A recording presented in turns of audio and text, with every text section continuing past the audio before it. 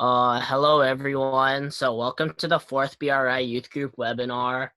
My name is Sean Lin, and I'm the director of the English department. So everyone, please make sure your mics are muted. And after our speakers, there will be a Q&A session where the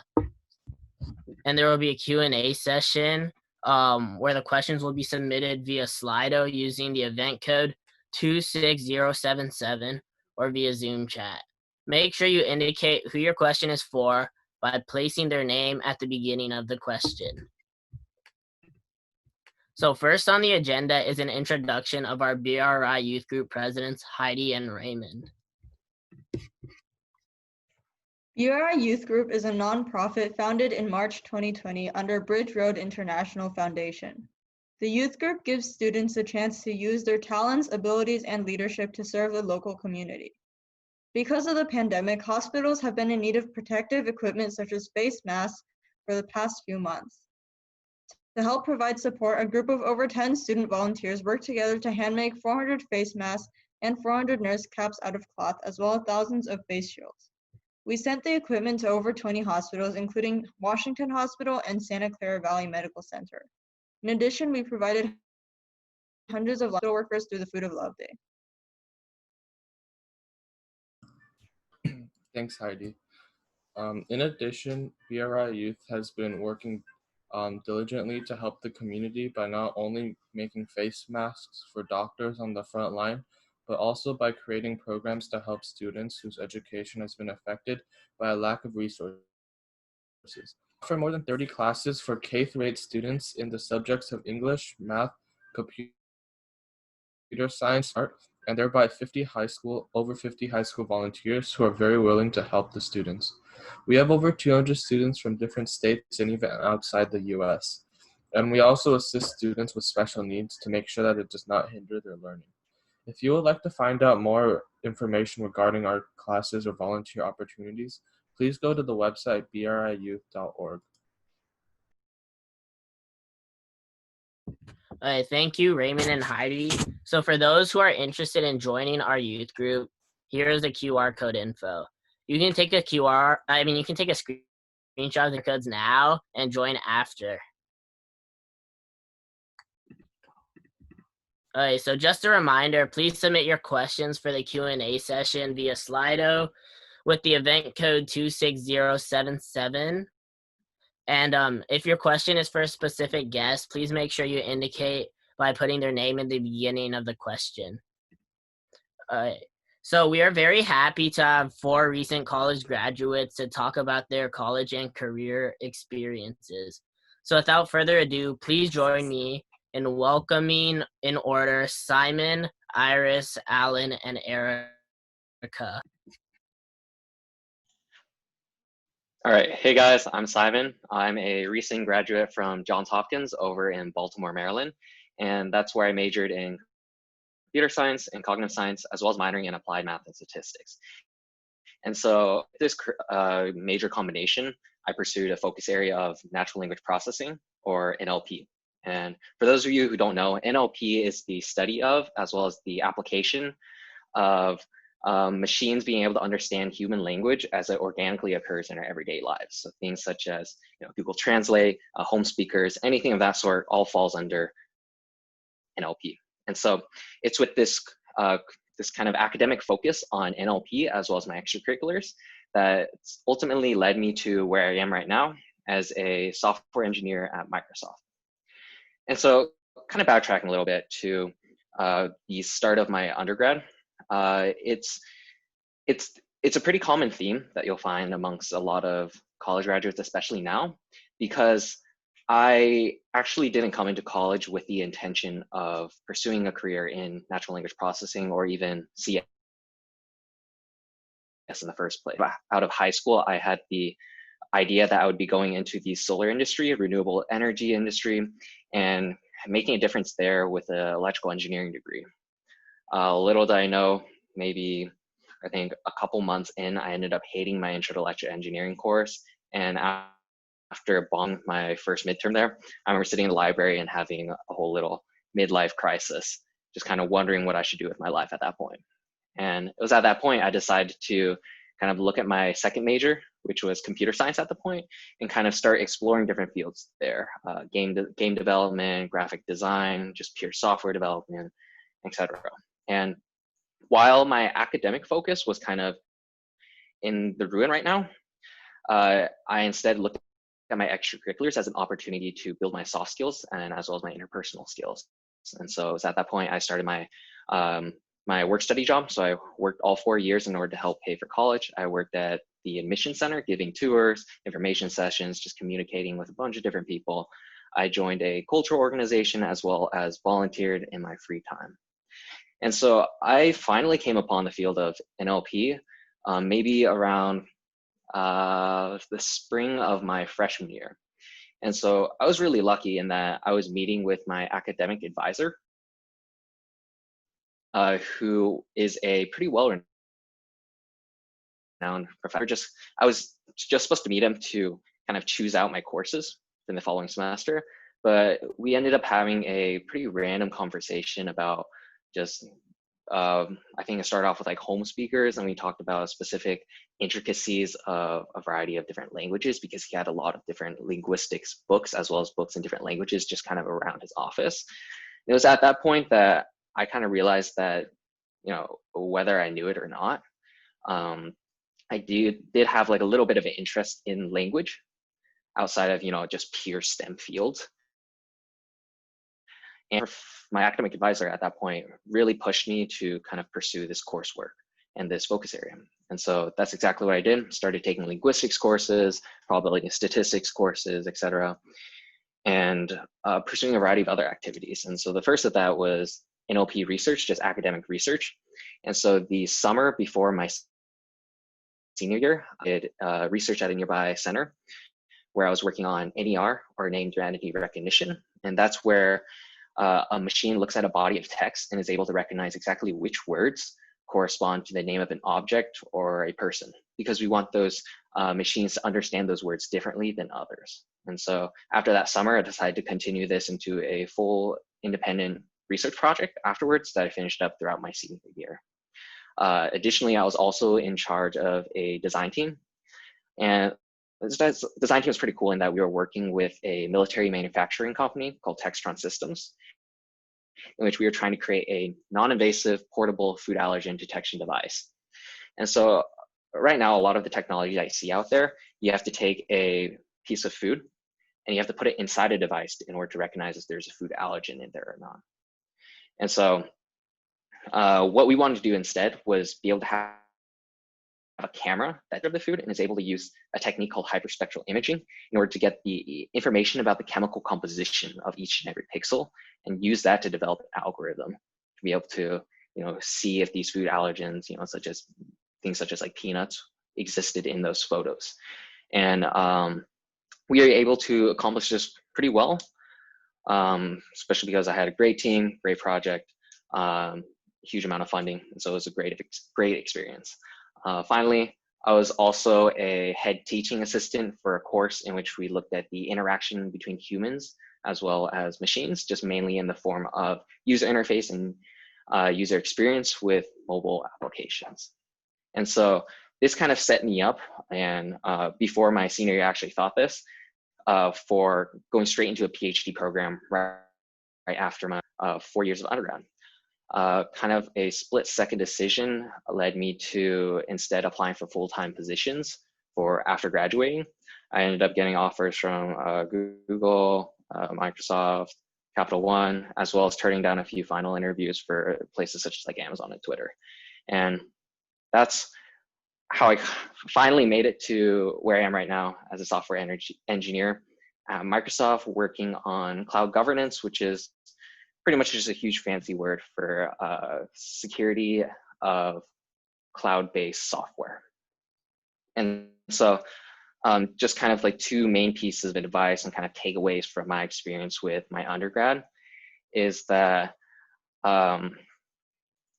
ultimately, college is a great time for you to really explore what options are out there. You might think that, oh, you might like waste some time on one particular like area, like I might have, but ultimately I think if I hadn't made those failures,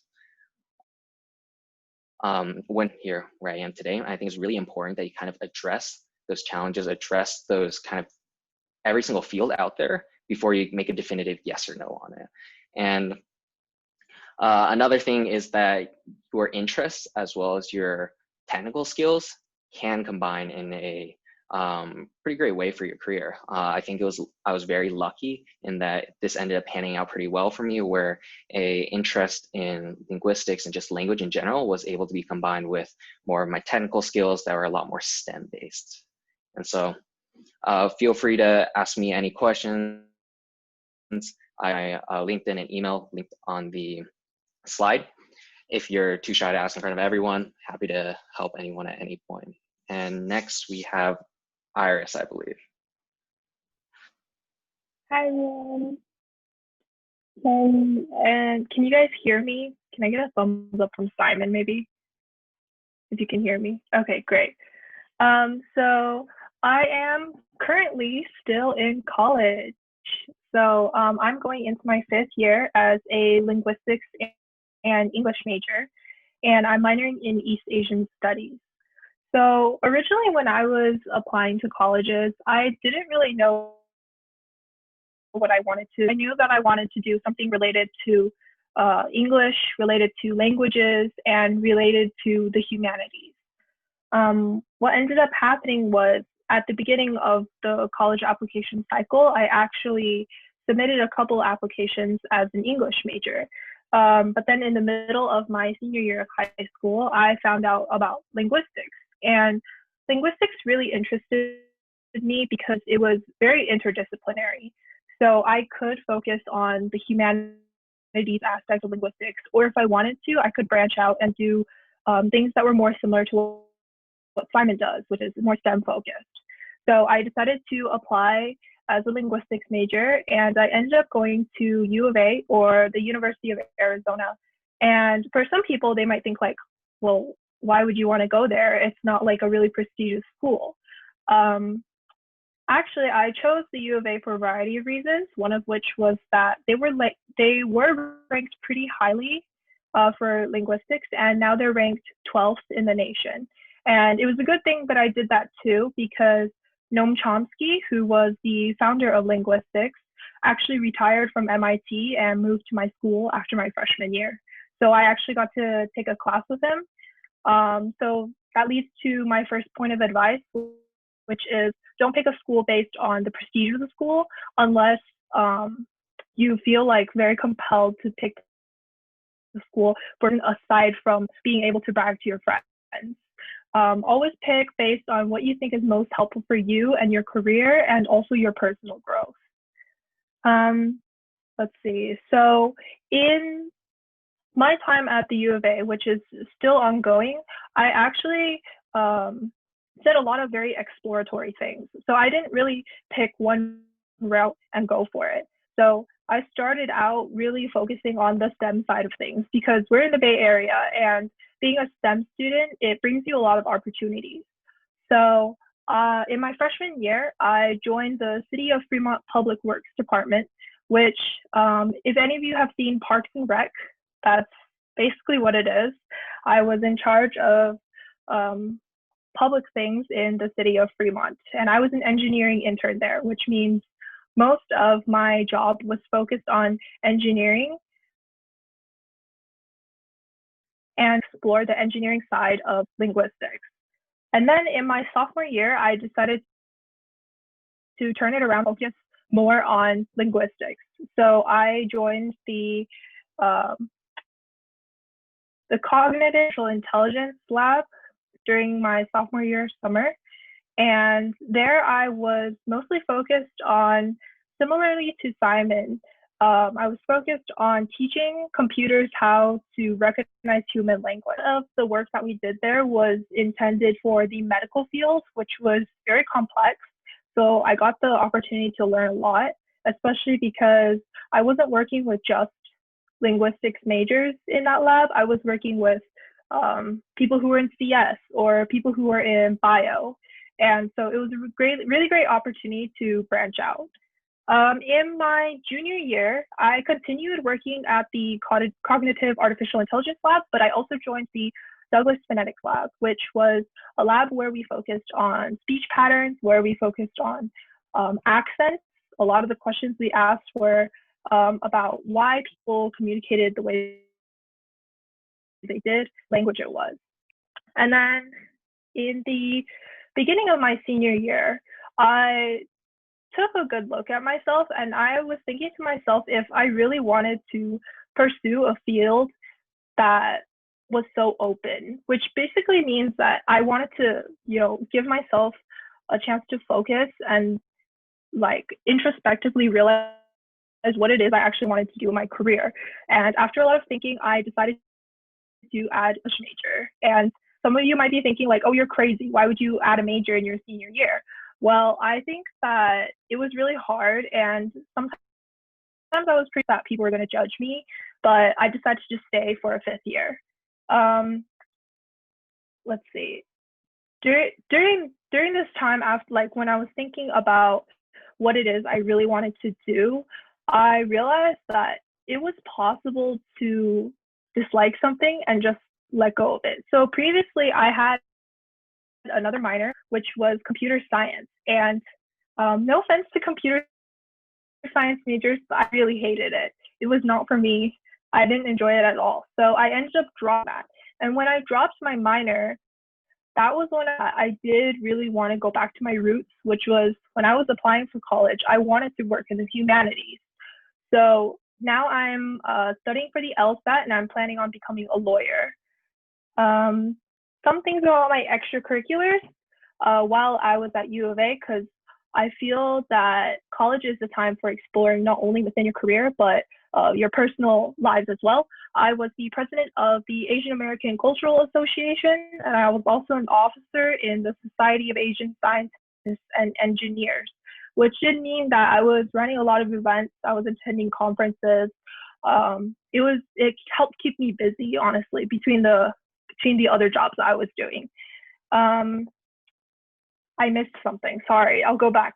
So in my senior year, the summer before this one, I actually worked in the office of Congresswoman Barbara Lee.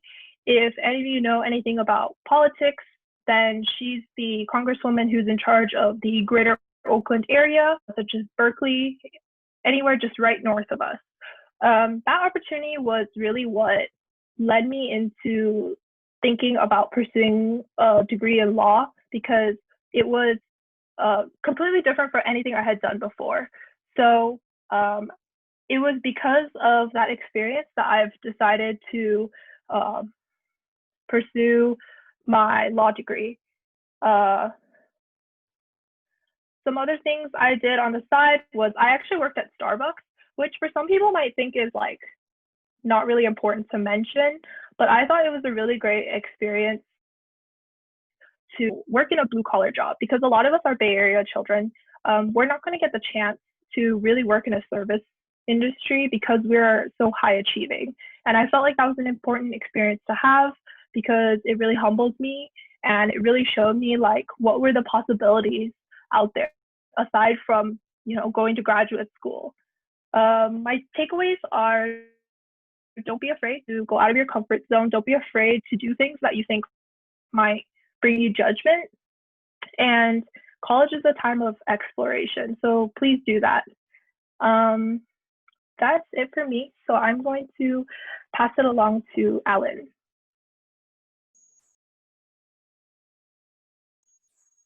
Hey everybody, my name is Alan Fang.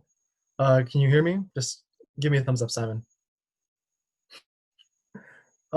So yeah, I kind of started off in a similar way as both Simon. I also went to the same university as Simon. We've known each other since freshman year, which is cool. So I applied for most of my colleges as like a neuroscience major because I thought the brain was cool and stuff. And I had always like written things like fiction and poetry kind of as a side, as a hobby. And I did really enjoy reading, writing, taking part in like theater. That was a lot what I did in high school while also doing lots of STEM. But when I came to college and kind of was pressed with the idea of like, what do I want to do with the next like 4 years and then like the rest of my life, which is a very big thing to think about. I started realizing like I really have zero passion for STEM, like absolutely none, like negative passion. Like a lot of what I did in high school, like science Olympiad, taking AP courses in science, doing all this and that.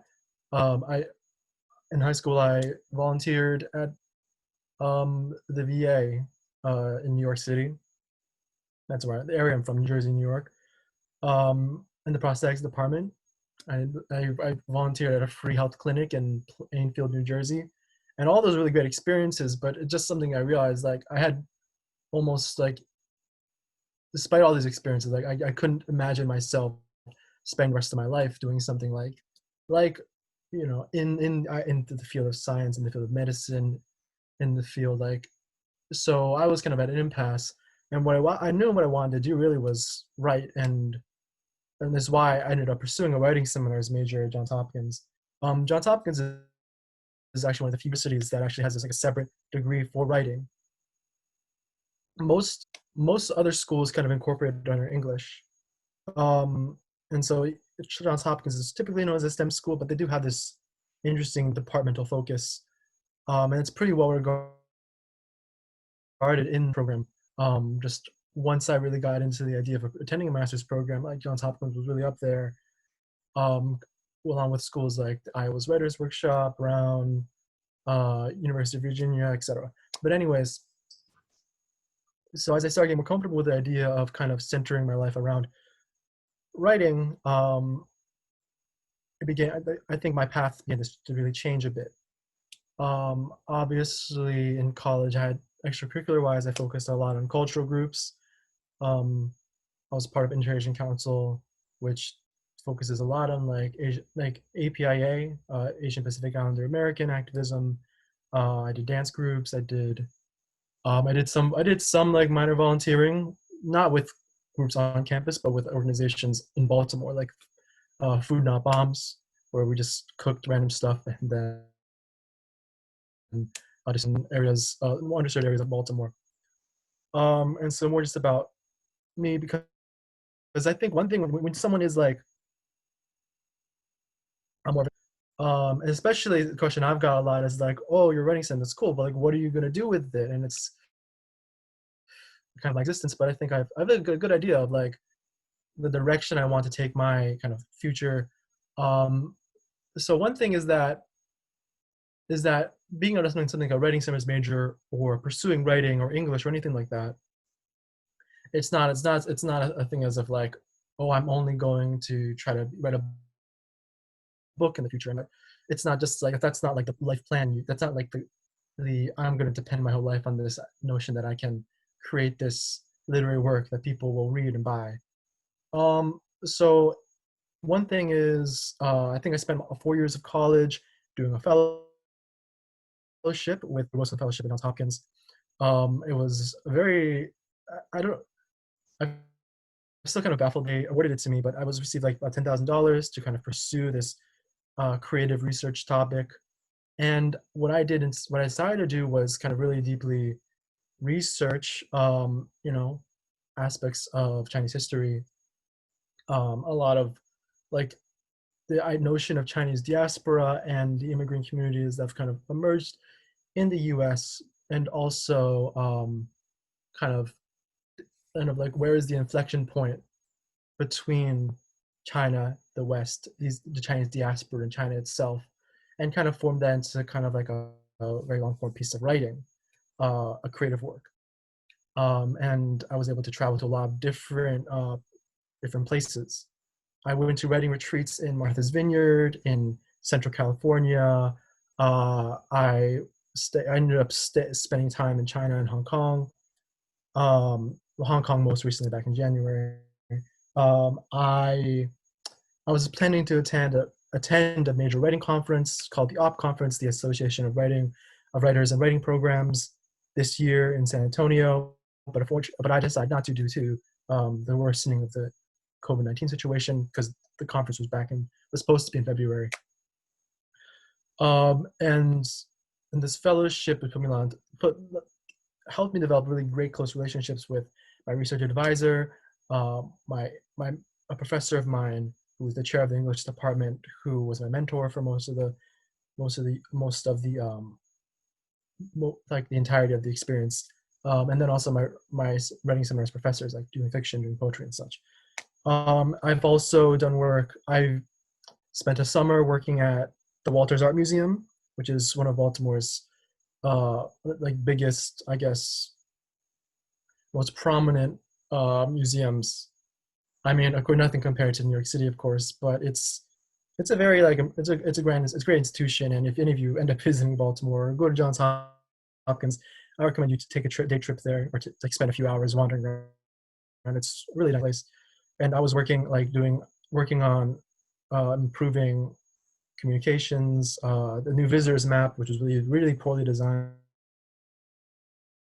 and kind of interacting with guests, doing guest surveys, and I'm working like how could I help improve the guest experience. But currently I am about to start my MFA program at New York University, which is I'm grateful to be able to return back home, kind of spend the next 2 years doing some work that was really meaningful to me. And so so for those of you who don't know, an MFA in creative writing, a master's of fine arts, you kind of end up, there's a lot of great programs around the country that are staffed by some of the best contemporary poets of this generation. And it's a lot of it involves working, in writing workshops, taking craft classes, or even branching out to other graduate departments, depending on the flexibility of your program, and also getting talks from and interacting with a lot of really prominent like poets, authors. I think we're gonna have pretty soon. My cohort's we're gonna have like a nice kind of craft talk and reading from Claudia Rankine, is one of the great American poets currently living today.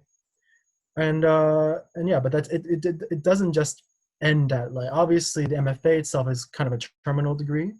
There's no expectation that you get an MFA then you have to get a PhD, though there are PhDs in English and creative writing and other kind of interrelated disciplines. But a lot of people who get MFAs, well, I got it straight out of college, but a lot of people actually end up working a few years and decide, like, I really care and passionate about writing, and I want to take maybe 2 years and take this time to go back to school. Maybe people do it in their 30s, people do it in their 40s. Everyone has different timelines, and but for like an MFA program, and once you get an MFA, a lot of people that graduate from these programs, they don't end up necessarily just becoming writers. They work in publishing, they work in literary nonprofits. Some of them end up going to do more grad school or do law school after the fact. It's very much not like I'm in a full-time job now, my career path is kind of has a clear direction. It's very much like a jumping off point. So once you finish this degree, there's a kind of world continues to open up to you, and you kind of continue to really figure out what you want to do with the rest of your life. I'm hoping that I can continue to excel and my work continues to be read. And my work's most recently been published in really small publications like Sidewell Magazine, Asian American Writers Workshop, which is a great organization based in New York City, The Offing. I received some commendations from like Palette Poetry and A Draught Journal in the recent contests they've held for emerging poets. So being judged against my peers, but also poets who have already published like full books. And yeah, we're just gonna hope, I think I'm really fortunate that I had the flexibility and kind of the backing from my parents. It took a lot of convincing. There was a lot of conflict, of course, to be able to pursue something like this.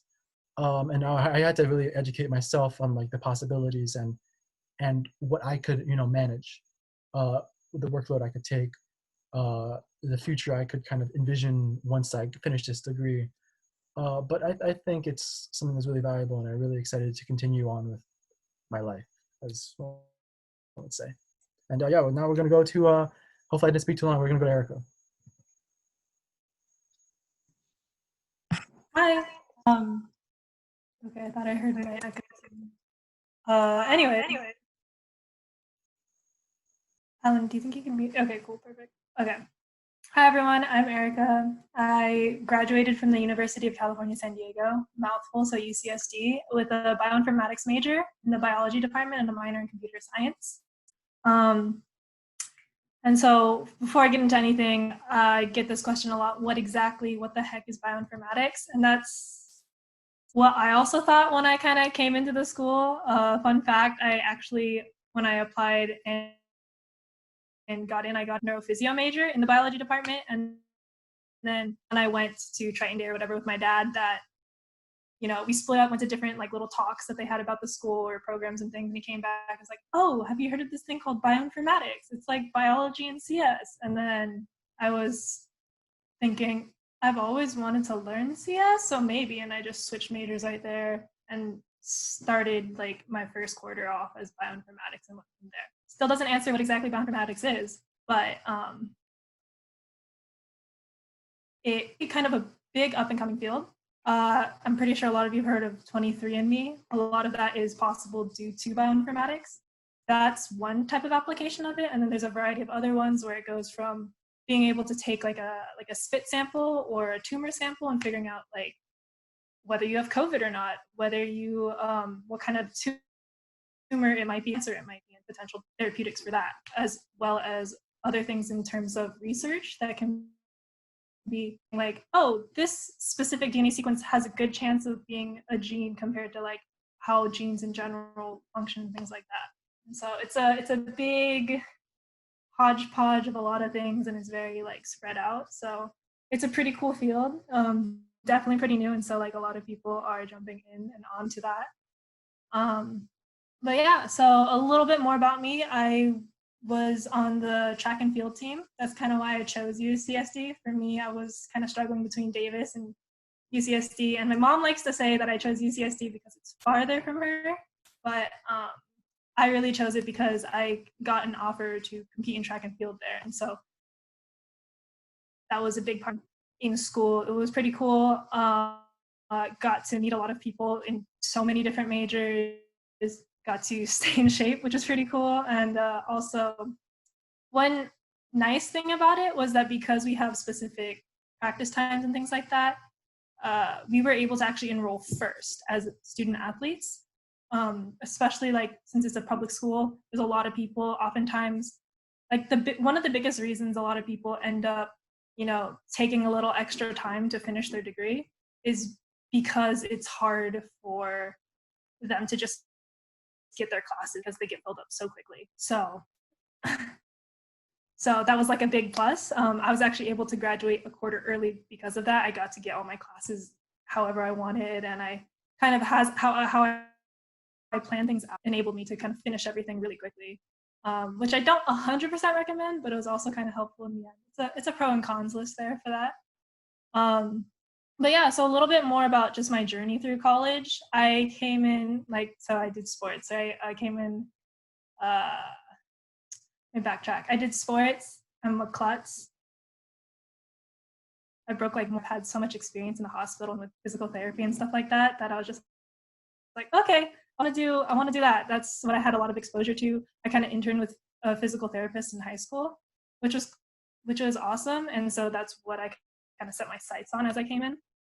But over time, like through a lot of the experiences that popped up and things I joined and gained interest, like similar to everyone else, it kind of like shifted that view off to a different career field.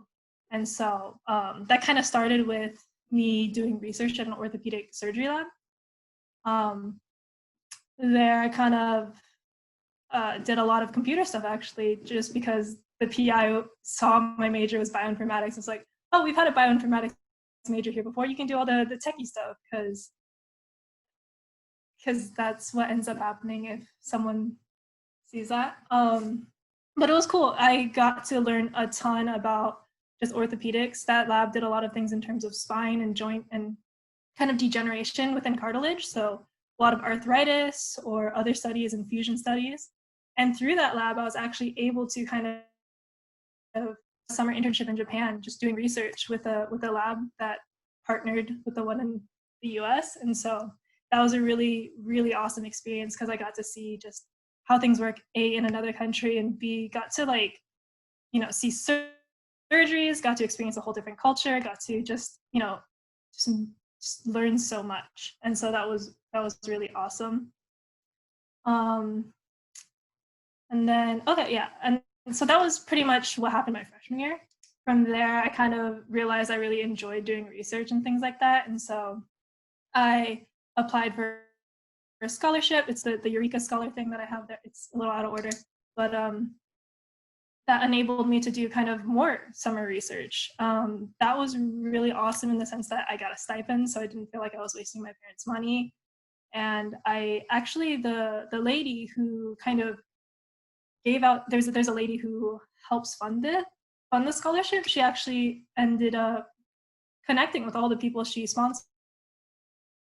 And so I emailed from her like a week ago or so, just saying, hey, what's up? How are you doing? She knows that I was an athlete, so she's like, oh, I have this fundraiser. Can you join or whatever? But it's cool in the sense that, she has all this knowledge, all these connections, and all this like information that I can talk to her, and she can help me navigate my life, as well as, just reach out for small fundraiser events like that. And so, yeah, that's kind of my first 2 years was really focused on research and things like that. Different from that physical therapy thing, different from kind of like medicine thing, but I kind of wanted to explore more just because it felt like I was really pigeonholing myself there. So coming the years later, I applied for CPEP to work at the Career Center, and that was really awesome. I got to learn a lot about like the different programs available at UCSD and just,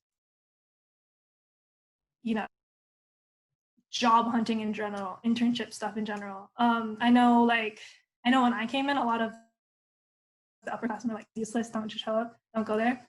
And while I will agree that some parts are kind of useless, it's really helpful in terms of just knowing what things are available at the school.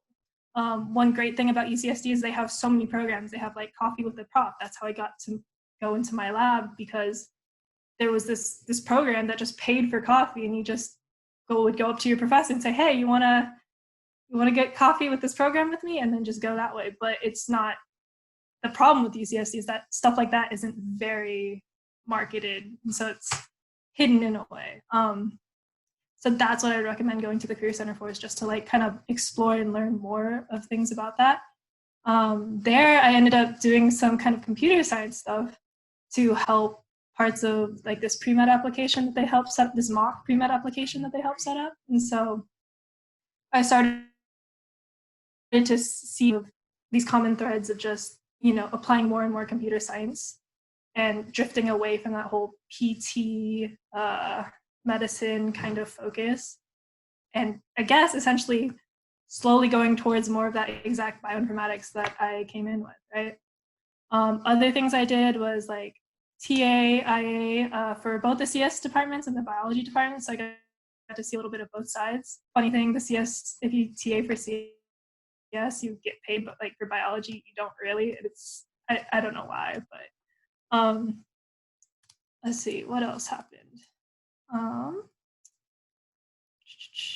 Yeah, so, and then finally, I want to just jump off to another thing that happened towards my end of junior year summer is when I actually applied for more internship. The past 2 summers, like I said, were very research focused, and so I wanted to see what was industry like. Would I prefer that over like, research in grad school? And so I landed an internship at Illumina. For those of you who don't know, Illumina is the company that was originally, so they started off as Solexa, and that was like the first company that ever sequenced the human genome, and slowly turned into Illumina, which is who you have for letting 23andMe be possible, as well as a bunch of other things. And so my internship there was awesome. I got paid to work, which was always great, but I got to just meet a lot of people in the company. I got to see what life was like. And yeah, and from there, it actually helped me, sorry, 1 second. So yeah, sorry, interest of time at 7:40. I'll up real quick. One thing from that internship that allowed me to do was actually work as well as go to school throughout the rest of the year. Once the summer period ended, my manager kind of called me up and said, "Hey, we have an open spot. You wanna keep working or something?" And so I was able to work, and that transitioned to the full-time job that I have now. So, which is how I'm a software engineer now. Sorry for taking so much time up. I think we should be ready for the Q&A session now. All right, thank you guys. So continuing on with the schedule, we're now moving on to the Q&A session. So if you guys have any questions and if you're coming in late, we're using a link called Slum, so use the event code 26077. So the first question is for all of you guys, and it reads, after 4 years of college, knowing what you know now, anything you would have done differently in high school and maybe even parts of college, we can just answer them in the same way we presented. So then Simon, Iris, Alan, and then I guess after my 4 years of college, just kind of going back to high school, I guess I would have stressed less about things. I think in high school, I had this mentality that everything had to go the way I envisioned it. If it didn't, then I'd be like 4 years off track. And then honestly, like you come to this realization even after college, but life is long. You've got plenty of time to mess up and just kind of like work your way back.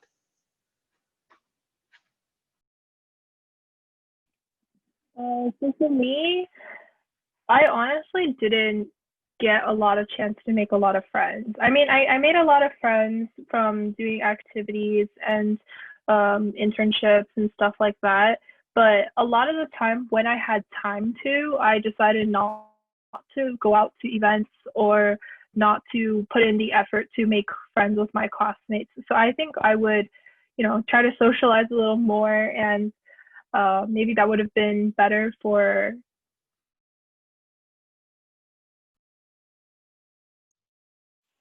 I would say if we're specifically talking about high school, I would say I didn't really have a good time during high school. I think I just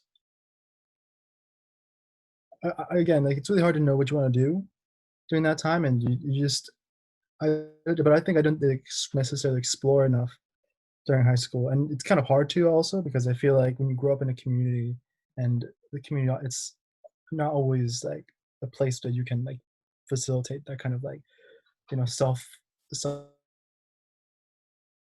discovery.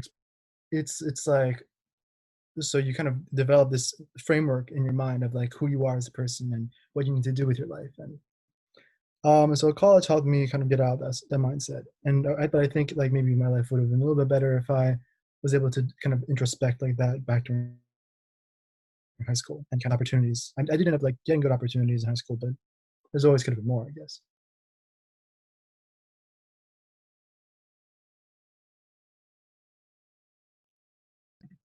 Erica. Yeah, sorry, just realized. For me, I think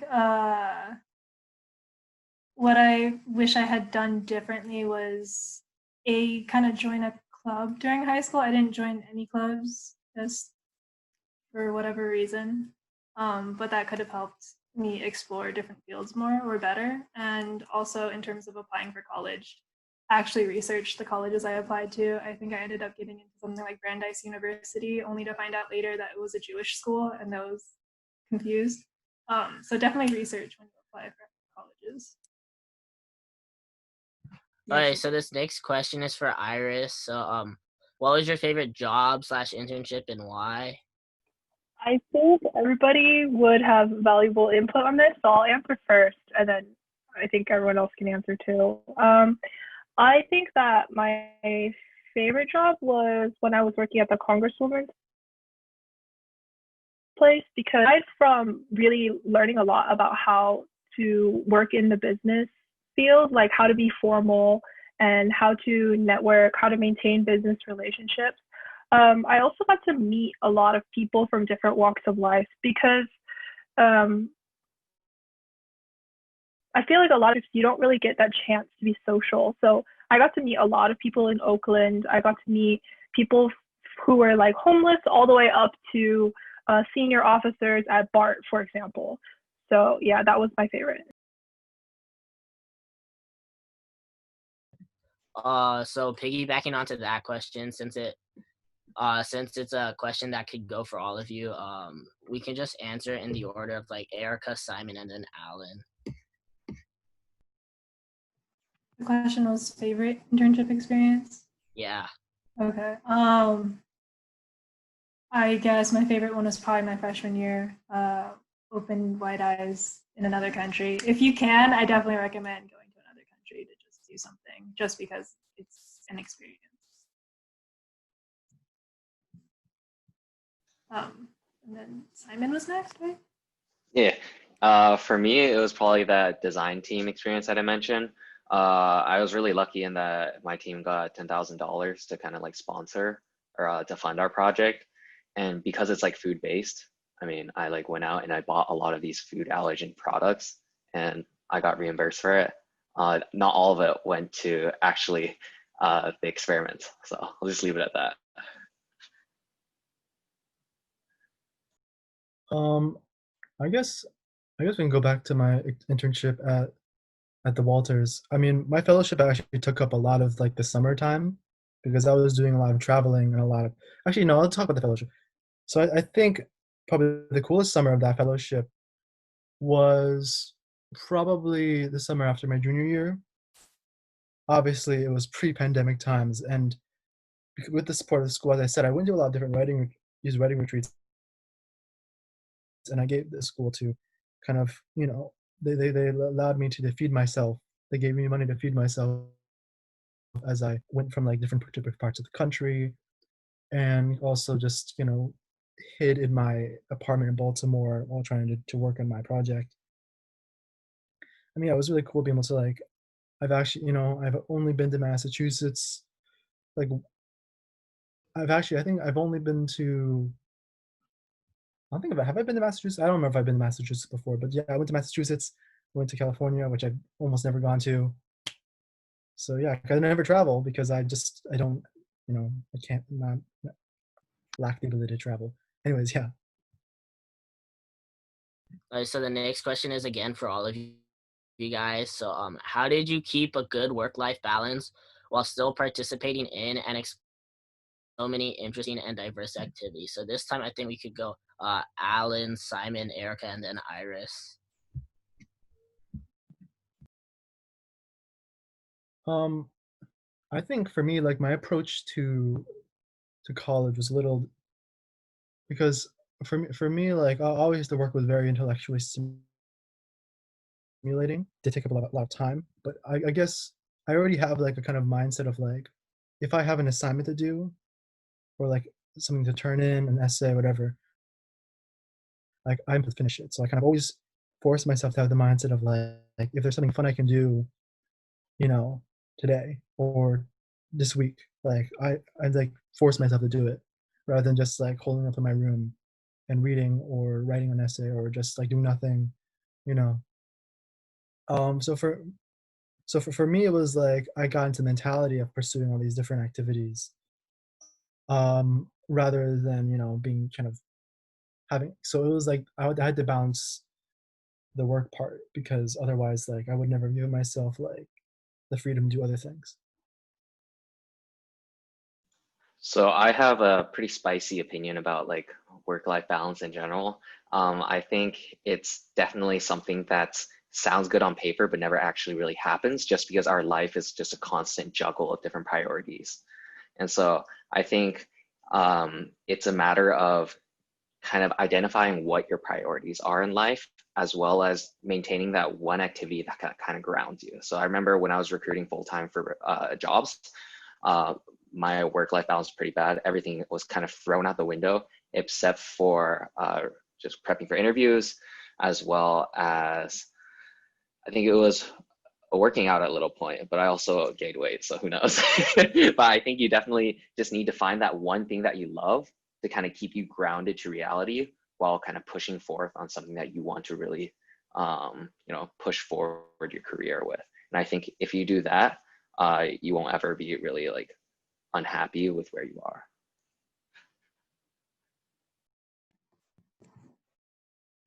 Yeah, so my answer to this question is that I did not, at least not until my junior year, which is when it got to the point that I was like, Erica, you need to make a change and figure your stuff out. It's kind of one of the things I like regret the most is that I ended up spreading myself out a little too thin to the point where it was affecting like my health. Like I did not sleep enough, I did not eat enough, I did like overstressed, and it affected just my grades, my track performance, and things like that. And so once it really hit that point where essentially it was like a rock bottom, I was like, okay, let's start over. And I kind of did something similar to what Simon said in the sense that I identified what exactly my priorities were and what were the things that I have to do no matter what. I don't care, turn something in on time or whatever. And so that would be, making sure I slept at like no later than midnight. And if I really had work to do, I could just wake up early and finish it that way. Make sure I like eat. I'll just put down whatever I'm doing, just eat, and things like that, where it's like, where you have to force it. Otherwise, it's gonna slip away, and you get this unhealthy balance. For me, to be quite honest, I was pretty sick for most of college.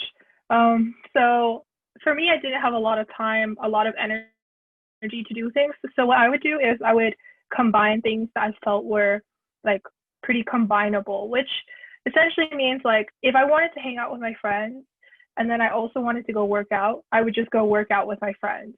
Or if I wanted to like go eat, but then I also needed to have a club meeting, then I would move the club meeting to the restaurant and then we would eat while doing our club meeting. And I felt like that was a better way than trying to balance everything all at once and keeping everything separate. It also helped everybody who was involved be more efficient because it's sort of like a creative way to do it, I guess. So that was how I ended up balancing things. Okay, so this next question is just for Iris. So, are there any good boba places near you in Arizona? No, I'm sorry.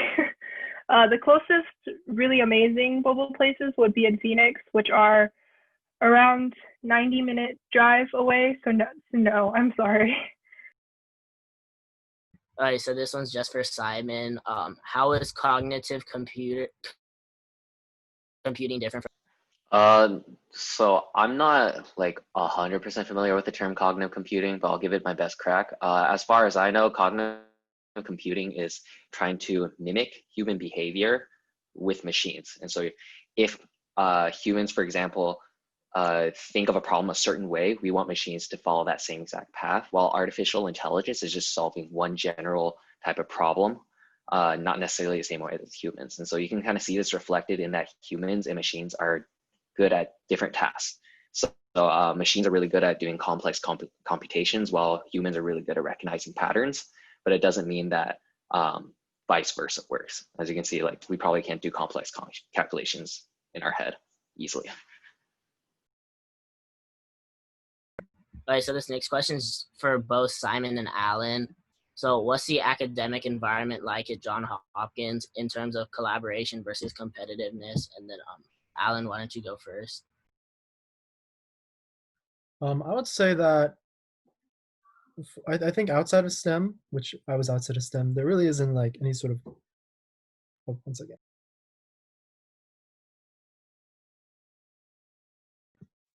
No, that was my dad.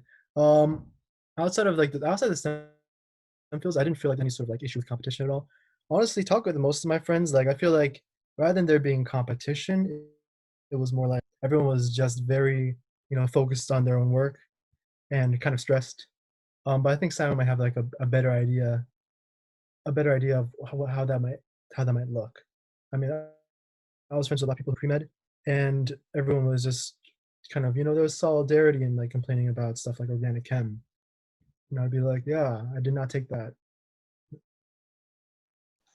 I think the academic environment at Hopkins is definitely a lot more like collaborative. You're definitely going to see a lot of cases where you kind of find your own group and you're working together on problem sets and such, and studying together, and that's what the professors want you to do for your classes. I think this kind of stigma, as well as this kind of symbol of like competitiveness that comes with Hopkins, is mainly kind of like self-enforced and self-planted inside everyone's head. You see so many people doing like research, straight A's, 4.0 GPA, just doing amazing. And deep inside in your mind, it starts to kind of build this competitive fire. That's the reason why you got into Hopkins in the first place. So I think that kind of competitive nature is a lot more internal, and it's more on a person by person basis rather than type thing. Okay, so this will be the last question today. This one's for all of you guys. So going back to your high school time, how much weight would you say colleges tend to give towards standardized tests like the SAT/ACT? We can go Erica, Iris, Simon, and then Alan. To be honest, I don't think too much. I know a lot of schools are going away from this.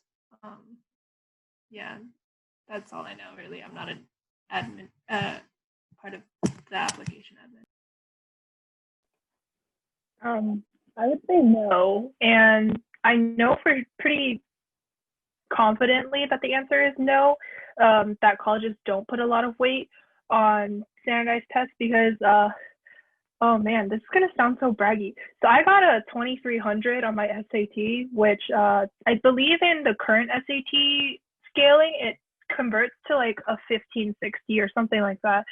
And just because I got a high SAT score, I still got rejected from colleges, and I really think it all comes down to your essays, your GPA, and how you present yourself as a person, because that's what colleges really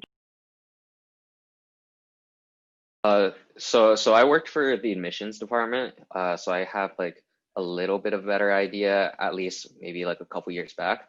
I don't think your standardized scores are very important, but I do think they are important to a certain degree. Like you want to get at a certain threshold value. Any further above it won't really help you. So say, for example, if you got like, I don't know, like 85th percentile, I don't know what that translates to score-wise now, you're probably set for most schools. The fact that you got a 99 percentile, like best in the state, probably doesn't really mean too much. It's definitely a lot more on the other sides of your application. Yeah, I think I agree with all that. I mean, for all these standardized tests, it's just like the goal is just to meet a certain threshold for which that you can like appear like qualified for the school. Like obviously, if you just look on the website and see what the median SAT accepted is, it's kind of maybe like a something to filter applicants. But even then, I feel like there's cases where they'll accept someone with a lower than average SSI. Maybe even, I'm not sure about MCAT. I feel like MCAT med school is way too competitive for that. Yeah, one of the questions was like, is SAT prep worth it? I feel like I think I did most of my SAT prep just from like a book and from just random stuff online. But I think having a class, I guess, if you're not like maybe self-motivated enough. But I grew up in a place where like there was like 6 Asian kids, and most of them were obsessed with the SAT or obsessed with like college, and it was kind of like a shitty environment. Wait, I'm not sure if I was supposed to curse. Anyways, but like I think it's a one that's not a one size fits all. Also, different courses are different qualities. So I think I guess if you know like the course is good, like other people have like attested like this is like a great course, like my kid like really improved their score because of this, then go for it. But I feel like if you're motivated enough, you don't need it. But I think it does help if you need like a bit of a push.